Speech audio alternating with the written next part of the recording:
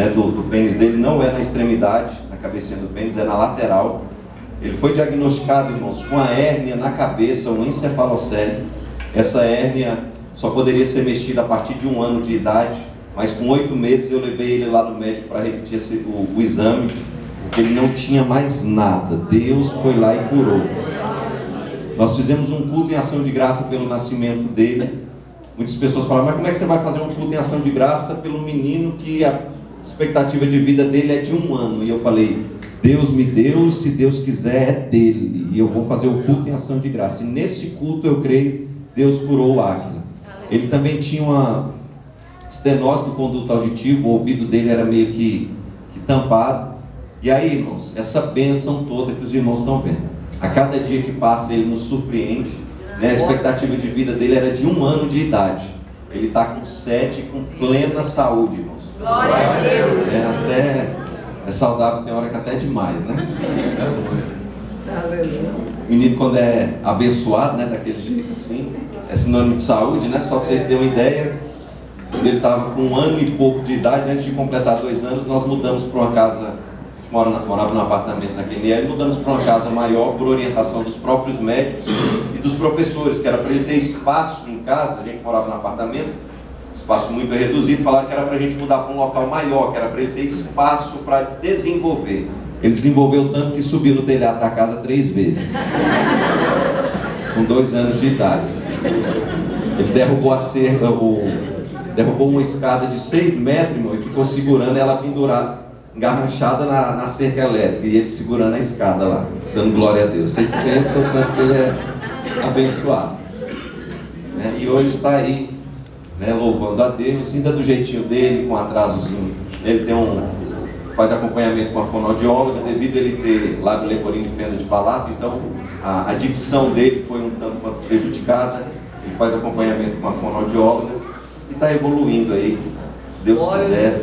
Em uns dias a gente vai ter um músico aí, um levita, né, na casa do Senhor. Ele surpreende muito a gente. Ele tem ouvido absoluto. O que é isso, pastor? Ouvido absoluto é uma qualidade que é dada por Deus a algumas pessoas que são capazes de identificar sons que outras pessoas às vezes têm dificuldade. Ele, com ouvido absoluto, ele sabe identificar notas musicais só de ouvir barulho. E isso é um dom dado por Deus a algumas pessoas. Geralmente pessoas que têm esse dom têm aptidão para a área musical. Talvez os músicos corroborem o que eu estou falando, confirmem isso. Não são todos que têm, mas aqueles que têm se destacam muito na música. Outro dia, eu andando com ele, era comum, às vezes eu perguntava, ouvia um barulho, aí eu falava, Áquila, que nota que é essa? Aí ele falava, não, isso é um dó, isso aí é um mi, isso aí é um sol, e ele falava as notas. Só que um dia eu me espantei, porque fizeram um barulho lá de buzina, e eu falei, Áquila, que nota que é essa buzina? Não, essa aí é dó com mi. Eu falei, mas como assim? Então a aptidão dele é tão aguçada que ele consegue identificar até os acordes em um som, né? Isso não é outra coisa senão a mão de Deus na vida dele. Amém? Eu estou com a dura missão hoje, né, irmãos, de compartilhar convosco a palavra de Deus. E eu vou ser bem sincero, o tema que vocês escolheram não é muito fácil não, né? Eu confesso que, coisa de alguns pregadores, né? Pregador de renome, eu não sou esse pregadorzão todo, mas alguns pregadores gostam de ir pregar nos congressos, e aí ele já leva aquela mensagem pronta e fala, vou pregar essa daqui que aí vai virar, né? Vai ser uma bênção lá e todo mundo vai dar glória a Deus e eu saio bem, né? Só que eu, irmão, sou coordenador de um trabalho de adolescentes, né? Eu trabalho na liderança de departamento na igreja, e eu sei que quando a gente escolhe um tema, a gente ora antes, e a gente pede a direção de Deus, para Deus falar com a igreja através daquele tema. E eu creio que foi assim que os irmãos fizeram. E se assim fizeram, irmãos, Deus quer falar convosco exatamente onde Ele vos direcionou. Porém a palavra é bem dura, né? Mas Paulo falou bem assim que quando a gente vai ficando espiritual, a gente tem que parar de tomar só leitinho, né? Tem que começar a comer alimento mais sólido. E aí esse alimento sólido, alguns dizem aí que é um caldozinho de mocotó, né? Uma feijoada, aquela que exige um estômago assim mais preparado, mais desenvolvido para digerir. E eu creio que a sua alma hoje vai estar preparada para digerir tudo aquilo que Deus tem para falar conosco. Amém? Nós vamos ler a palavra de Deus, está em Isaías capítulo 29, que é onde está o texto que vocês escolheram.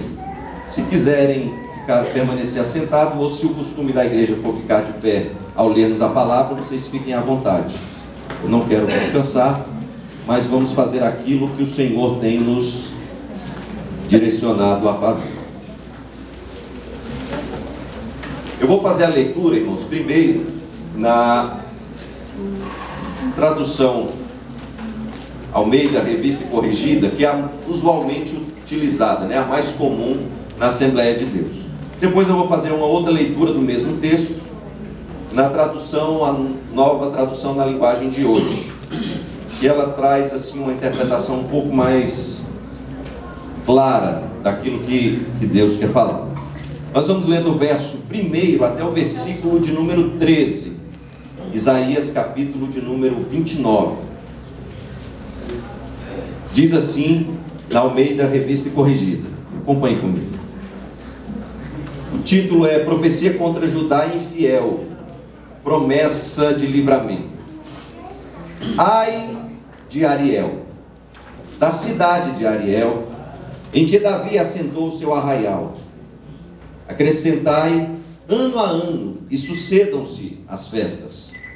Contudo, porei a Ariel em aperto, e haverá pranto e tristeza, e ela será para mim como Ariel, porque te cercarei com o meu arraial, e te sitiarei com baluartes, levantarei trincheiras contra ti, então serás abatida, falarás de debaixo da terra, e a tua fala desde o pó sairá fraca, e será a tua voz debaixo da terra como a de um feiticeiro, e a tua fala assobiará desde o pó. E a multidão dos teus inimigos será como o pó miúdo, e a multidão dos tiranos como a pragana que passa. E em um momento repentino isso acontecerá.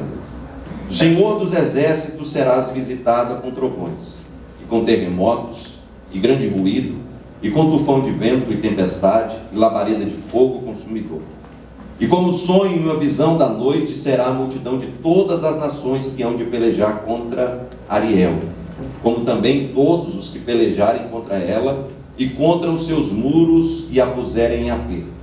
Será também como o faminto que sonha que está comendo, mas acordando sente a sua alma vazia, ou como o sequioso que sonha que está bebendo, mas acordando eis que ainda desfalecido se acha, e a sua alma com sede. Assim será toda a multidão das nações que pelejarem contra o monte Sião. Tardai e maravilhai-vos, e folgai e clamai. Bêbados estão, mas não de vinho. Andam titubeando, mas não de bebida forte. Porque o Senhor derramou sobre vós um espírito de profundo sono, e fechou os vossos olhos, os profetas, e vendou os vossos líderes, os videntes, pelo que toda visão vos é como a palavra de um livro selado que se dá ao que sabe ler, dizendo, ora, lê isto, e ele dirá, não posso porque está selado. Ou dá-se o livro ao que não sabe ler, dizendo, ora, lê isto, e ele dirá, não sei ler. Verso 13, que é onde vocês extraíram o tema. Porque o Senhor disse, pois que este povo se aproxima de mim, e com a boca e com os lábios me honra, mas o seu coração se afasta para longe de mim, e o seu temor para comigo consiste só em mandamentos de homem em que fui instruído. Os irmãos podem se assentar. Graças a Deus. Depois de uma leitura como essa, fica difícil até de pregar, né, irmãos? Como eu falei, vocês escolheram o tema. É comum também, irmãos, a gente vê alguns pregadores pregarem textos com mensagens temáticas. Como assim, pastor? Você pega um versículo isolado, pega uma frase muito bonita que tem naquele verso, e você começa a pregar em cima daquela frase, mas perde o contexto do que Deus realmente estava falando na Bíblia. Eu quero dizer, é daí que surgem muitas heresias dentro da igreja. Eu louvo a Deus porque nós, assembleianos, eu sou assembleiano, irmãos, né? Da gema, né? Como falar assim, nasci na Assembleia de Deus, tenho crescido na Assembleia de Deus, e Deus me permitindo, eu quero estar aqui servindo, quando ouvir o toque da trombeta para Ele nos buscar. Quer seja, irmãos, a igreja toda, ou quer seja quando Cristo resolver me buscar individualmente. Não sei como será o arrebatamento para a minha vida. Se for com a igreja, maravilha. Se não, se eu for partir sozinho, pastor, mas o senhor está falando já assim, já estou falando assim, porque nós temos que estar preparados todos os dias. E eu quero falar uma coisa para você, o que eu mais clamo é: Senhor, eu quero ouvir o som da trombeta. Eu quero ouvir o som da trombeta. Tem muita gente que serve a Deus de qualquer forma e não espera mais pela vinda do Senhor. Eu quero falar como Paulo falou: se nós servirmos a Deus somente nesse mundo, seríamos, irmãos, de forma, de que valor teria, que crédito teria se nós servíssemos a Deus buscando somente as bênçãos terrenas? Mas eu creio, aleluia, que a trombeta vai tocar. Aleluia, embora alguns pregadores não preguem mais sobre isso, mas eu quero dizer, Jesus vai vir buscar a sua igreja, lavada e remida no seu sangue. Aleluia, aleluia. E eu quero então, irmãos, trazer um sermão hoje, em cima realmente do contexto dessa história. É um contexto bem pesado. Na leitura que nós lemos aqui, Isaías chama, de forma peculiar a cidade de Jerusalém. O tradutor aqui, João Ferreira de Almeida, nessa linguagem, quando ele traduziu, ele falou Ariel. Ariel, irmãos, era um termo utilizado para a cidade de Jerusalém. Eu vou ler, como eu falei, novamente o texto, agora em uma outra versão. Na nova tradução na linguagem de hoje, diz bem assim o texto que nós acabamos de ler: ai de Jerusalém, o altar de Deus, a cidade onde o rei Davi armou o seu acampamento. Deixem passar alguns anos com as suas festas religiosas, e então Deus castigará a cidade que se chama o altar de Deus, que é o termo Ariel. Os seus moradores chorarão e se lamentarão. A cidade ficará parecendo um altar coberto de sangue. Deus enviará um exército para atacar a cidade. Soldados inimigos a cercarão e levantarão rampas de ataque contra as muralhas. A cidade será arrasada e os seus moradores ficarão caídos no chão. Falarão como se fossem espíritos, cochichando e murmurando como fantasmas. Mas, de repente, num instante, o Senhor Todo-Poderoso atacará os inimigos, aquela multidão de estrangeiros, com trovões, terremotos e estrondos, com ventanias, tempestades e fogo devorador. Ele fará os inimigos virarem um pó fino, eles serão como a palha que o vento carrega. Aí, todos os inimigos que estiverem atacando o altar de Deus, ou seja, Jerusalém ou Ariel, todos os exércitos que estiverem cercando a cidade com rampas de ataque, desaparecerão como se fosse um sonho ou uma visão. Todas as nações que atacarem o monte Sião serão como um homem faminto, que sonha que está comendo e acorda ainda com fome. Serão como uma pessoa sedenta, que sonha que está bebendo água e acorda ainda com sede. Continuem sendo tolos se quiserem. Continuem cegos se preferirem. E sem terem tomado vinho ou cerveja, fiquem bêbados e andem por aí tontos. Pois o Senhor Deus fez que vocês caíssem no sono profundo. Ele cobriu a cabeça de vocês e fechou seus olhos. As cabeças e os olhos são os profetas, que não veem as visões que Deus envia. Agora, para vocês, todas as visões são como se fosse uma mensagem escrita num livro fechado e lacrado. Se levarem um livro para alguém que sabe ler e pedirem que leia a mensagem, a pessoa dirá: não posso, o livro está lacrado. E se pedirem a alguém que não sabe ler, a pessoa dirá: não sei ler. E aí tem o verso 13, mais uma vez eu digo, o verso que vocês escolheram. O Senhor diz: esse povo ora a mim com a boca e me louva com os lábios, mas o seu coração está longe de mim. A religião que eles praticam não passa de doutrinas e ensinamentos humanos, que eles só sabem repetir de cor. Irmãos, eu lutei para não pregar em cima desse. Eu lutei, falei, meu Deus do céu, como é que eu vou para a igreja para poder falar uma palavra dura? É festa. O pregador, quando vai pregar em festa, irmão, quer trazer bênção, né? A gente deixa a doutrina, um puxão de orelha para o pastor local. Os cultos de terça-feira, o culto de doutrina, que o pastor vai apertando. E ele aperta tanto que às vezes não é nem todos os irmãos que gostam de vir, né? Geralmente o culto de doutrina não é um culto muito frequentado.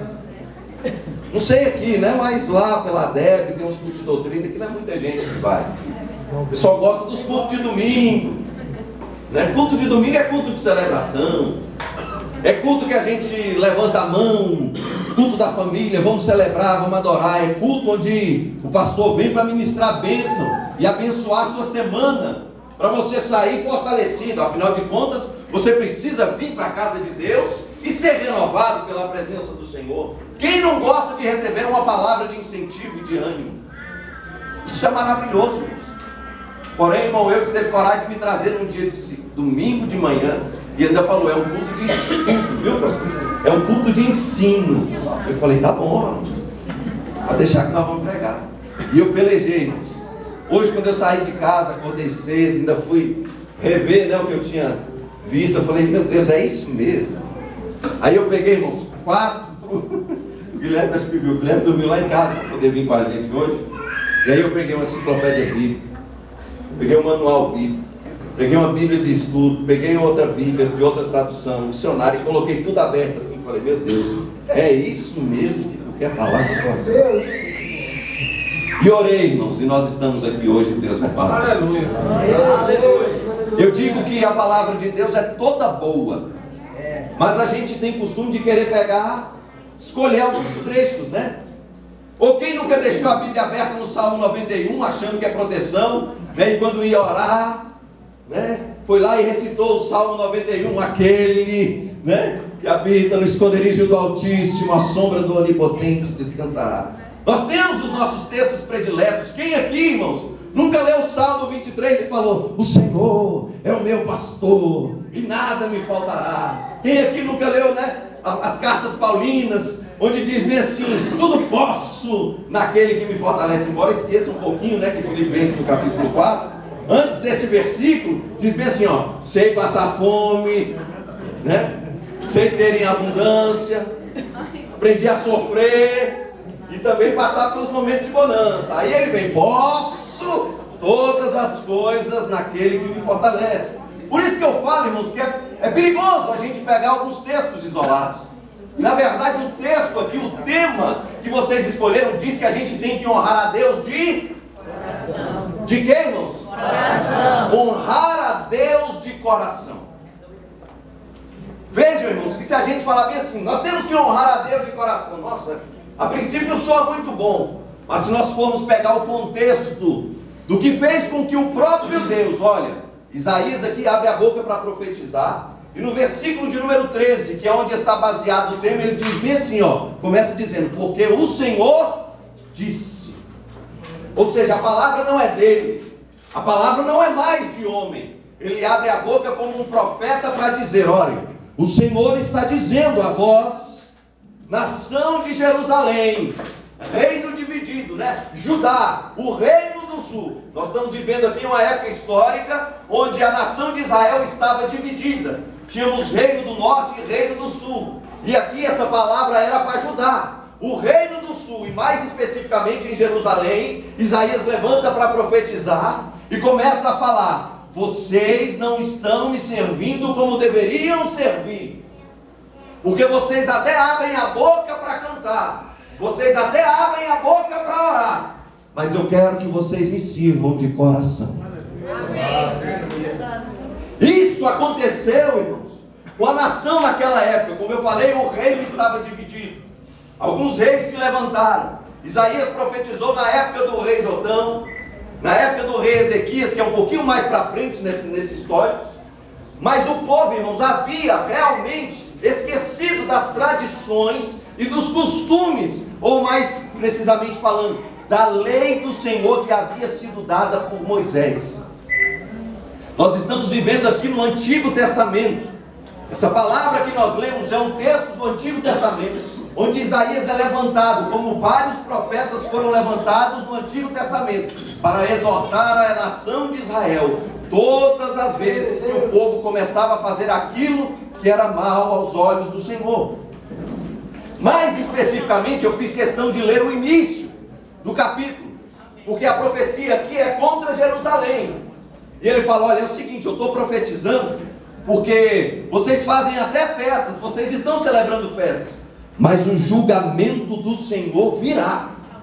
Todos os profetas que foram levantados por Deus no Antigo Testamento, eles profetizavam sobre o juízo e justiça de Deus, sobre as consequências de fazer aquilo que era mal aos olhos do Senhor, sobre levar o povo ao arrependimento, e sobre a bênção salvífica e a promessa de vitória se o povo se arrependesse. Então Isaías começa profetizando: vocês estão até fazendo festa, mas cuidado, porque vocês serão assolados. O que vocês estão fazendo é mal aos olhos do Senhor. Os inimigos de vocês vão vir, e eles vão atacar contra vocês, vão ultrapassar as muralhas. Mas saibam de uma coisa: é Deus quem vela por vós. Mesmo em uma palavra tão dura, Deus fala bem assim: eu vou agir e vou mostrar para vossos inimigos que eu sou Deus. Vejam, irmãos, que quando Deus fala isso através da boca de Isaías, ele fala bem assim: eu vou usar terremoto, eu vou usar a ventania, ou seja, ele vai usar a própria natureza, para que todos saibam: ei, somente Deus pode velar por este povo.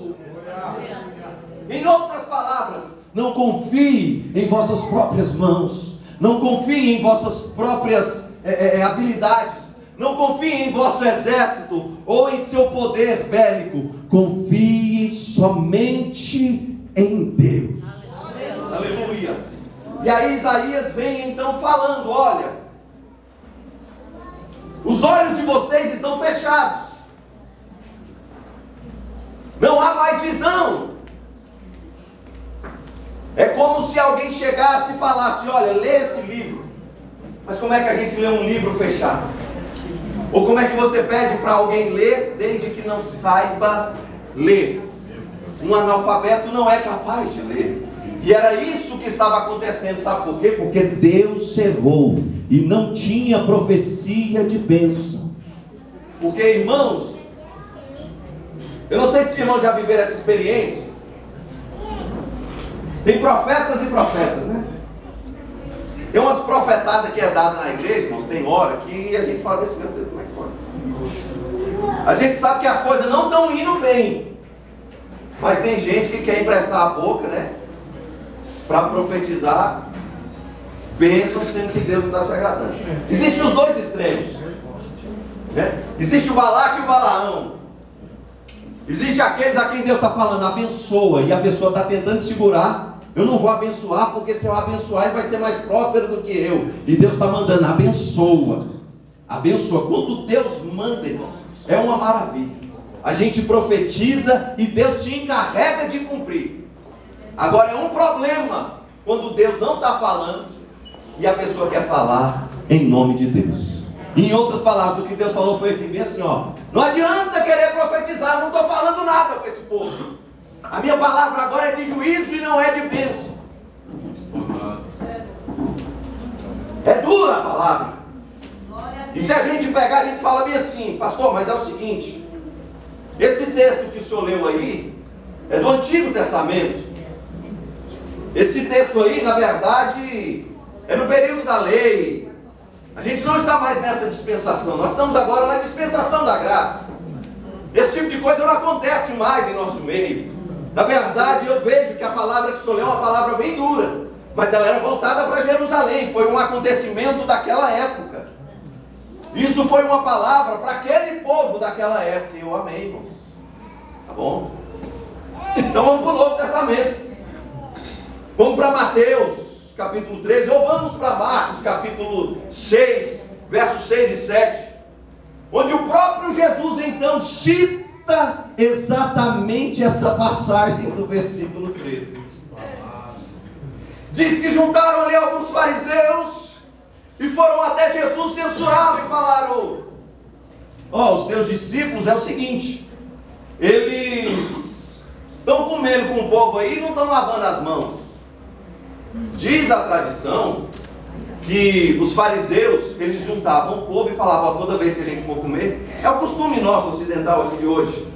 O que a gente faz, irmãos, antes de comer? Lava as mãos. Só que eles faziam isso por tradição e era um costume celebrado na época.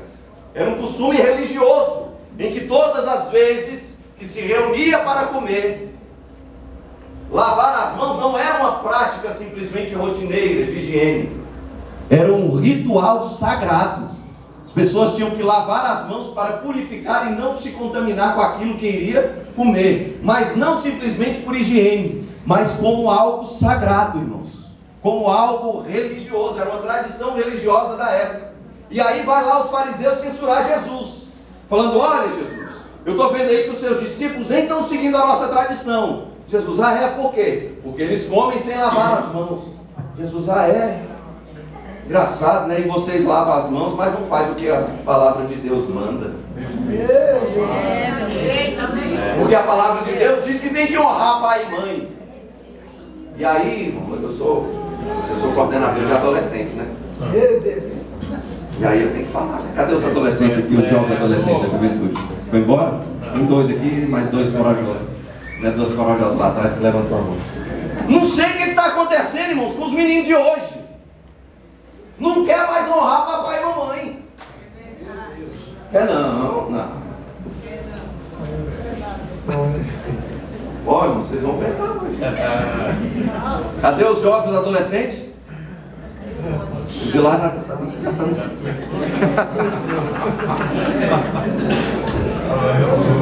Cadê a juventude da igreja? Eu tenho uma palavra de bênção. Cadê os jovens adolescentes que agora tem uma palavra? Não sei o que está acontecendo, irmão. Não se honra mais pai e mãe. Irmãos, não vou nem falar, não vou muito longe não, né? Se eu for na geração dos nossos pais e avós, o negócio era terrível, né? Rapaz, tem alguns irmãos aqui que é mais antigo. Alguém passava na frente, irmão, tivesse alguém conversando na sala, alguém tinha coragem de atravessar a sala.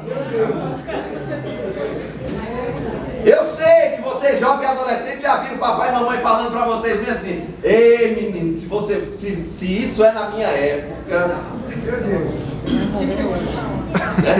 se fosse na minha época, isso não acontecia.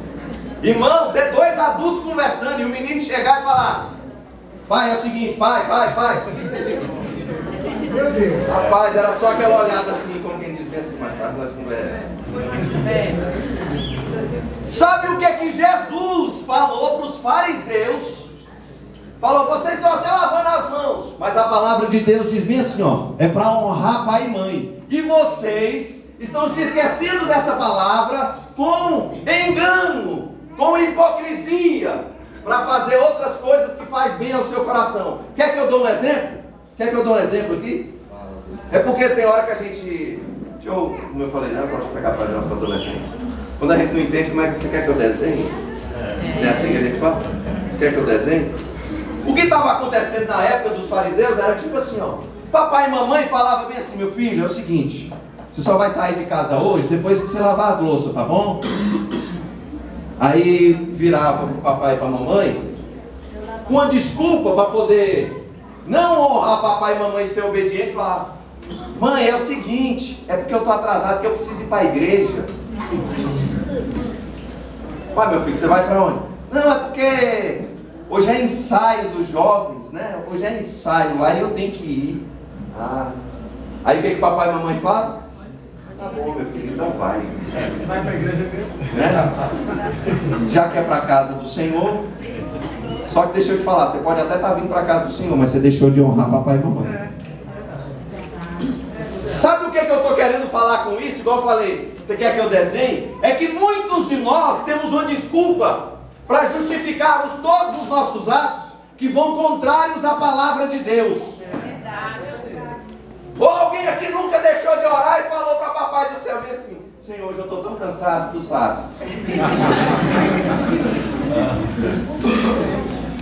Ou alguém nunca deixou de vir para a igreja e se assentou na frente da televisão e falou: meu Deus, hoje eu estou tão cansado, eu não vou para a igreja não, vou ficar aqui. Estou com sono. Sentou na frente da televisão, ficou assistindo programação até 1h da manhã.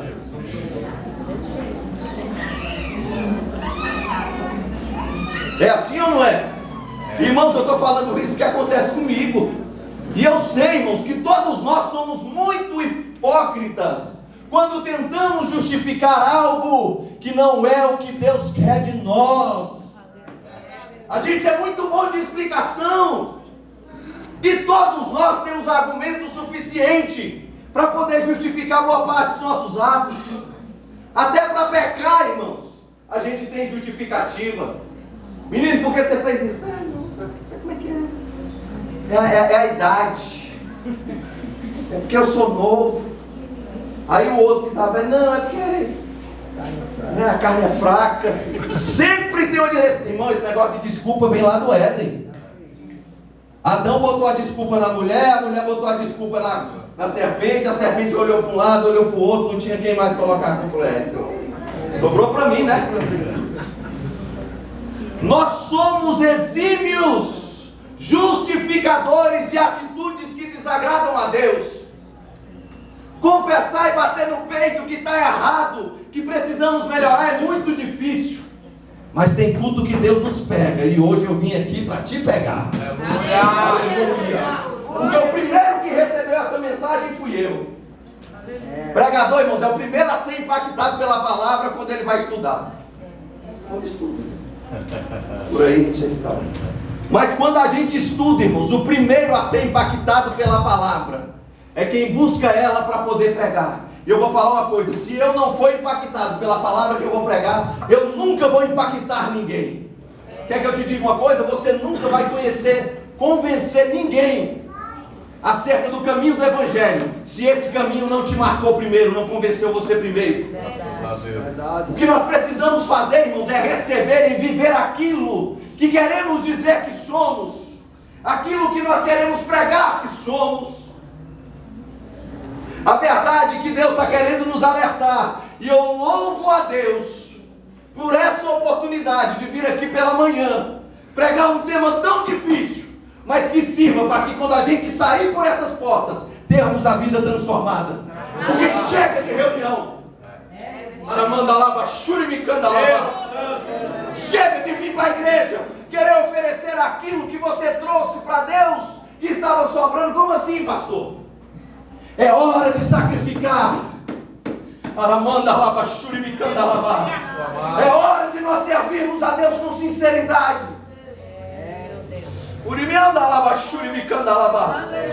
Os dias são maus. Há muito movimento camuflado por aí, com placa em nome de gospel e evangélico. Mas nós fomos chamados para sermos protestantes. Nós fomos chamados para não termos amizades com o mundo, porque a palavra de Deus diz: quem ama o mundo e aquilo que no mundo há, não tem comunhão com Deus. Que comunhão há trevas com luz? Porque a gente quer ser bonzinho. E esse negócio de tanto pregar amor e não pregar juízo de Deus, já está fazendo até com que as pessoas mudem o evangelho do jeito que ele é. Porque não se prega mais sobre o juízo, se prega muito sobre o amor. E o problema é, eu não sou contra o amor, pelo contrário. Que amor é esse, irmãos, que nós somos alcançados? Mas eu digo uma coisa: Deus é amor, mas é fogo consumidor. Deus é amor, mas é fogo consumidor. Com a fantasia, né? Com a vestimenta de amor, estão mudando o evangelho de Jesus e dizendo que Jesus ama o homossexualismo, que Jesus ama todos do jeito que são. E eu digo, irmãos, Deus ama o homem e a mulher, mas Deus detesta o pecado que há em nós.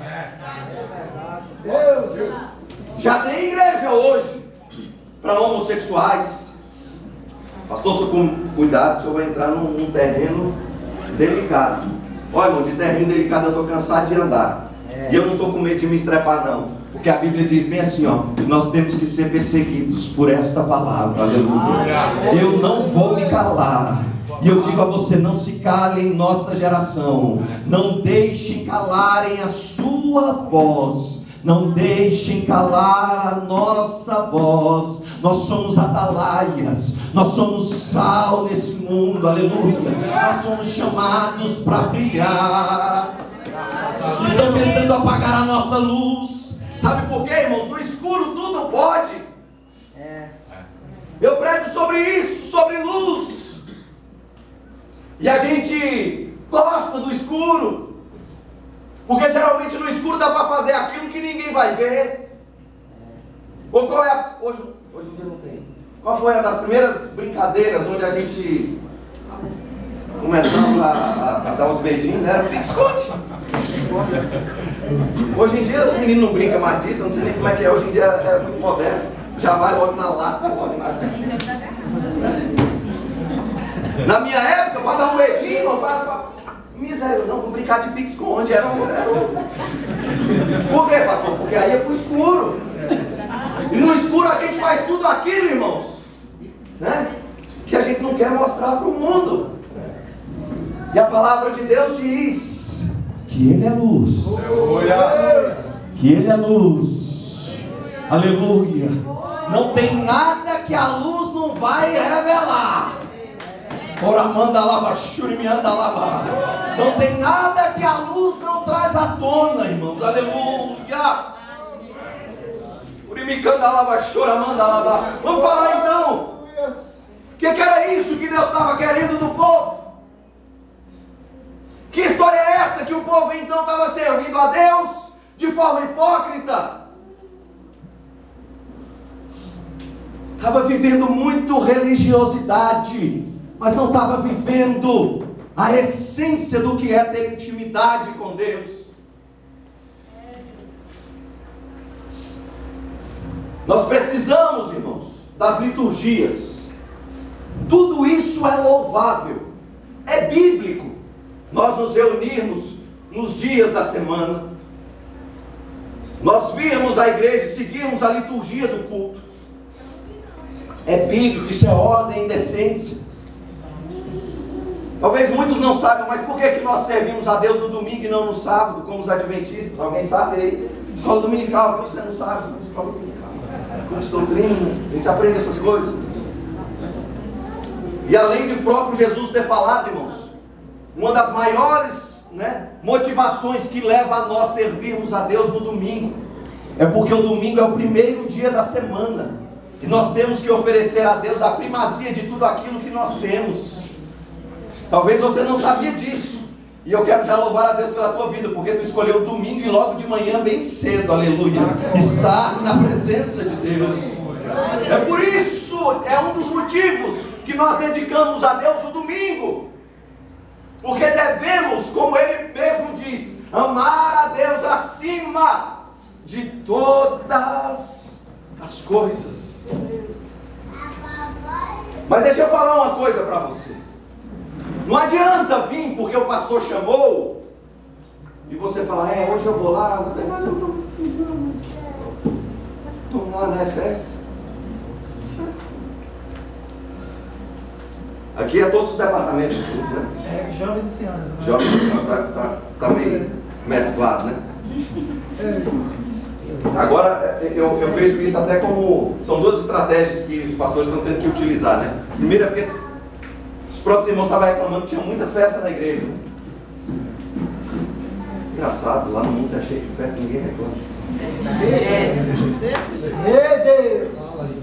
É porque no mundo, se depender, tem festa todo final de semana e o povo gosta de festa. Aí se você começa a colocar festa demais na igreja, o pessoal reclama porque tem festa. E se não faz festa, reclama. Mas se tem festa demais, aí reclama porque tem festa. Aí os pastores, para poder resolver essa situação, falaram, vamos unificar as festas, né? Porque aí é um final de semana só, já mata os coelhos, né? Já resolve a situação, tá? Porque antigamente era assim, se a festa é dos jovens, as irmãs não. E se a festa é das irmãs, não, os jovens não. Vamos para a igreja? Não, hoje é a festa das irmãs. Ah, mas você está indo por causa da festa do departamento ou você está vindo para servir aquele que merece?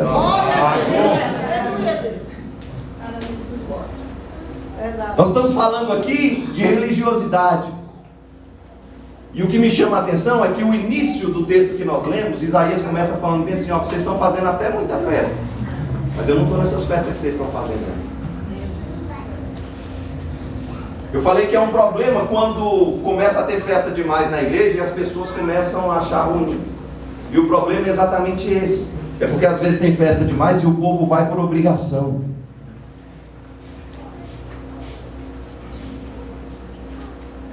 E eu vou entregar do jeitinho que está vindo, que eu estou recebendo agora.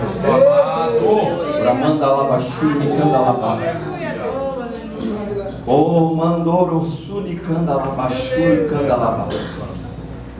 Deus não precisa de festa. O que é isso? Eu vou entregar do jeitinho que eu estou recebendo. Deus não precisa de festa. Deus precisa de pessoas que ao irem à festa vão na intenção de adorar a Ele. Porque o que é uma festa na igreja? Qual é a razão de existir uma festividade? Congresso geral da... UMADEG, é isso mesmo, né? Congresso geral, e a gente usa tanta sigla, né, irmão? Porque lá no na nossa igreja, lá na DEB, é tanta sigla que tem gente que tá embola as línguas, né? Lá tem, irmão, lá tem congresso geral de todos os departamentos: criança, adolescente, jovem, irmãs, varões, missões, música, departamento de música, né? Esposas de obreiro, convenção. Irmão, eu já vi festa aí, eu vi essa semana. Tem igreja que está fazendo festa da equipe de recepcionistas. É sério, eu recebi essa semana convite da igreja tal, festividade do departamento de recepção. Né? A gente olha assim e fala assim, meu Deus, mas para que isso? E eu falo, irmãos, a festa é maravilhosa. Que tenha festa. O problema é que o povo está cansado de ir para a festa porque está acostumado a ir por obrigação. Irmãos, mas quando a gente mudar o coração, quando o coração começar a ser transformado, agora eu vou começar a falar desse óculos aí. Oramanda lava shuri me anda lava. Urimicanda lava shuri me anda lava. Porque Salomão falou bem assim, ó, de tudo que tu tem que guardar, guarda o teu coração, porque dele procedem as saídas para tua alma. Jeremias falou bem assim, ó, enganoso é o coração do homem. Porque tem hora, irmãos, que a gente é levado pelo coração a ser enganado. Toda vez que a gente fala de coração, né, a gente pensa logo em amor. A gente aprende na escola, né? O coraçãozinho, faz aquele coraçãozinho bonitinho.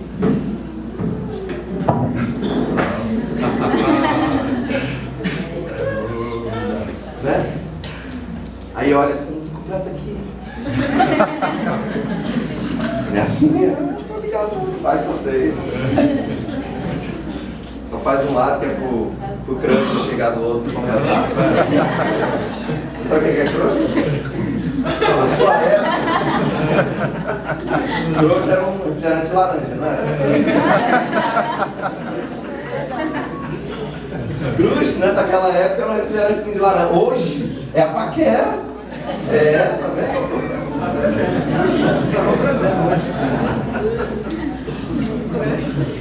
Crush, irmão, os mais antigos aí que não sabem o linguajar dos jovens, hoje, dos adolescentes. Crush, né, o crush. Na minha época, crush era o palhaço que tinha lá nos Simpsons. Verdade. Quando assistia o desenho. Mas hoje, crush ou crush, não sei como é que é a paquera. Como é que é, irmão? É crush ou é crush? Crush. Crush? O crush! Né? Ai, meu coração. O que foi, menina? O que aconteceu? Ai, meu coração quando vê o crush.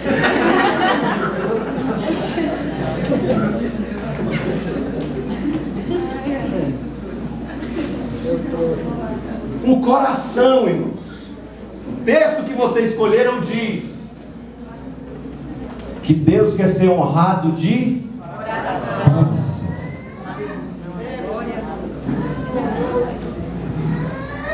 Eu já vi alguém falando por aí, até criticando, porque começaram a falar tanto do coração e não das atitudes, porque são dois extremos também, né? E falaram assim, não, Deus só olha o coração. Deixa eu me enquadrar aqui, né?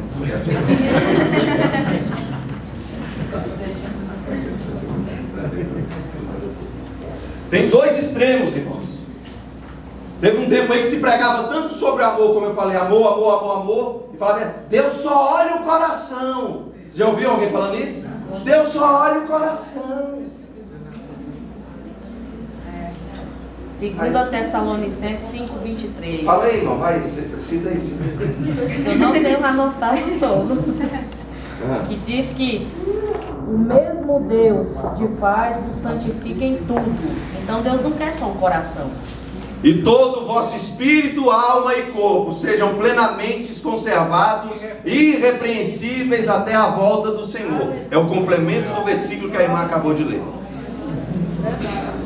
Deus não quer só o coração. Deus quer espírito, alma e corpo conservados plenamente, irrepreensíveis. Quando? Agora? Não. Até a volta do Senhor Jesus. Como eu falei, irmãos, eu não sou contra pregar sobre o amor. Mas cuidado como esse amor é pregado. A palavra de Deus diz que a fé nos levará à salvação. Mas Tiago censura e fala, olha, a fé sem obras, ela é morta. Como é que nós provamos que amamos alguém? Ou você acha que ficar falando eu te amo todo dia e judiando, a pessoa vai acreditar em você? Um dia eu fui querer fazer isso com a digníssima irmã, e ela está aqui hoje, aí eu fiquei... E ela me deu um arroz e falou, você disse que me ama, mas tem que lavar a louça.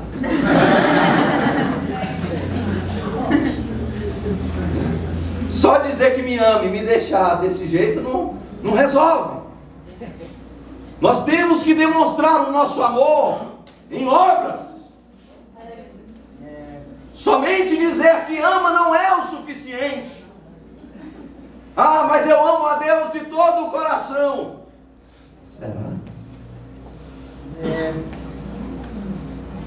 Será que Deus está olhando só para o seu coração?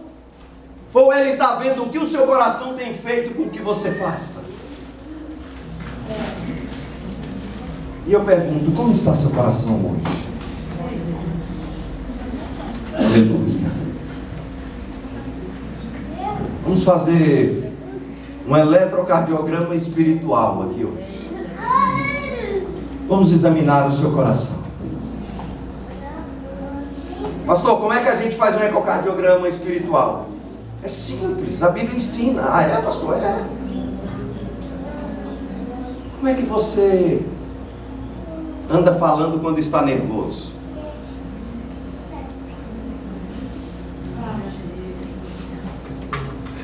Outro dia minha esposa falou, amor, eu estava vindo aqui pro prédio, né, pro condomínio, e no meio do caminho, né, eu estava andando devagarzinho e tinha um homem aqui atrás, pensando, agoniado, querendo ultrapassar e tal, não sei o que, e saiu cortando caminho, saiu cozinhando, e tal, e cortando.